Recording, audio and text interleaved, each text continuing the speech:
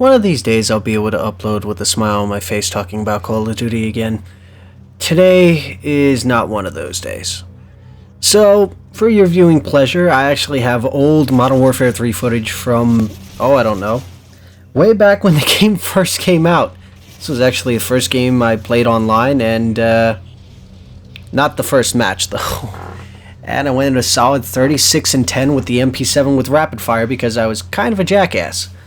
But the topic at hand is after we already saw the shutdown of none other than the little beauty that was, I don't know, SM2, where they got a cease and desist.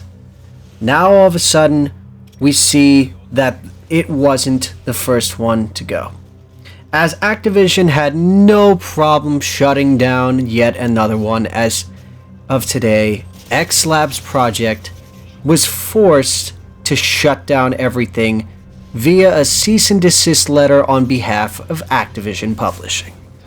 So for those of you who don't exactly know what Xlabs' purpose was, they created dedicated servers on old COD games for PC. So what did this mean? This meant safe servers for people to be able to play, let's say, Modern Warfare 3, which is what's playing in the background, or Black Ops 2, Black Ops 1, World at War, all these other old games that, let's face it, if I go onto a PC and try to play those games, I run the risk of playing on the official servers, of my computer being hacked, my information stolen, and quite possibly viruses getting installed by whatever hacker just happens to be on that game. And the purpose of Xlabs was exactly that. Now, while, they did have some modded lobbies where you could level up fast, as well as some other goodies buried in there, the premise of it was to breathe life into old school Call of Duty.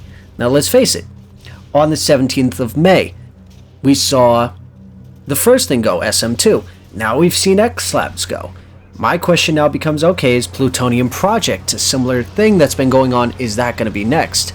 My question then after that is, what about the people who have made modded maps? Especially, I look at the zombies community with all these modded maps that have been made in Black Ops 3. What's next?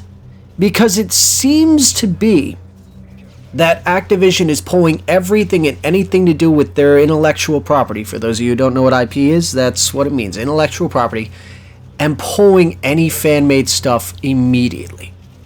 This has been pretty much any lobbies that were not officially theirs. This means anything that was in Fortnite Creative that remotely looked like their stuff is pretty much being pulled.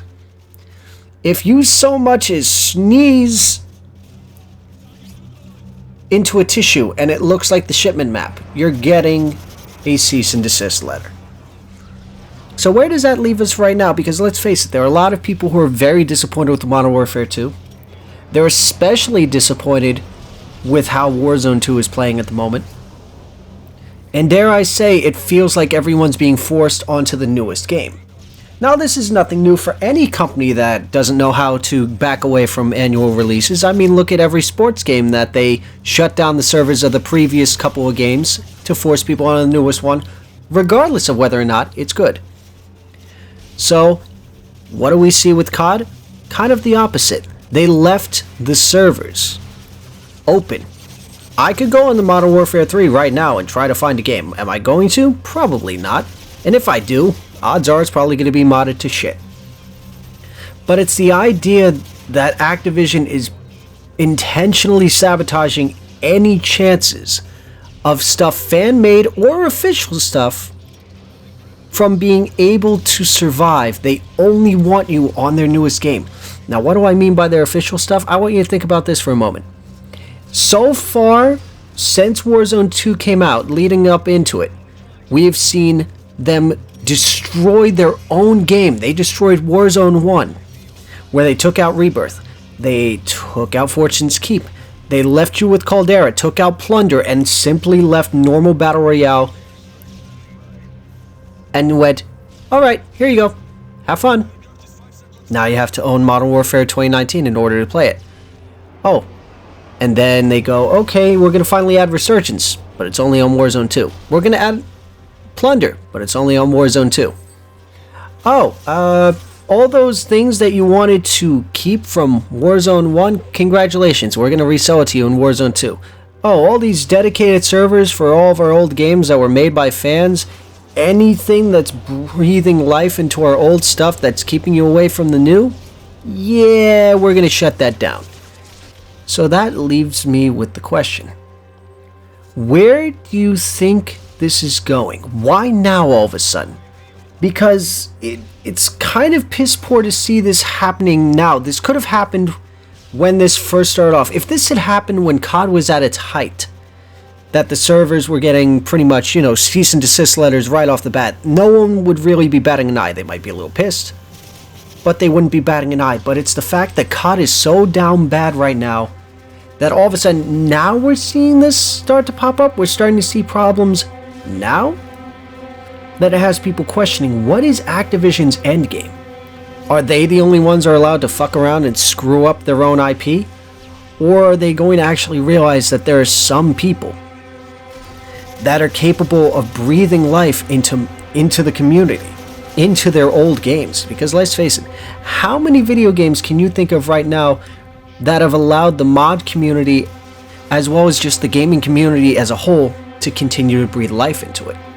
You want a good example? Look at Bethesda. Look at all those games that got remastered and allowed content creators to add mods to. Look at just about any other game on PC has allowed people to mod and add stuff to it that has given it life. You want a good example? Look at the original Battlefront 2 game. You want another good example? Look at the sequel Battlefront 2 game. Both of which are alive and well because the mod community was allowed to keep going. Because the fans were allowed to keep going. Activision isn't doing that right now. Instead, they're shooting everything down and forcing you onto the new. And I dare to say it is hurting the belief of the fans in everything from the players to the devs to the content creators. There's not a lot of people that are thrilled about this. But I want to hear in the comment section down below, what are your thoughts on this? And are you just, at this point, fed up with Call of Duty? Do you think that this is pretty much kind of spelling the end at this point? So with that being said, if you enjoyed watching this video, don't forget to drop a like, leave a comment down below, as well as follow us on our socials. And you guys have a wonderful day, night, whatever you're doing, do it wholeheartedly. And this is Dank Dan, signing off. Get them to click that subscribe button, Dank. It's the only way we can figure out the numbers. What do the numbers mean, Dank? We're wasting valuable time.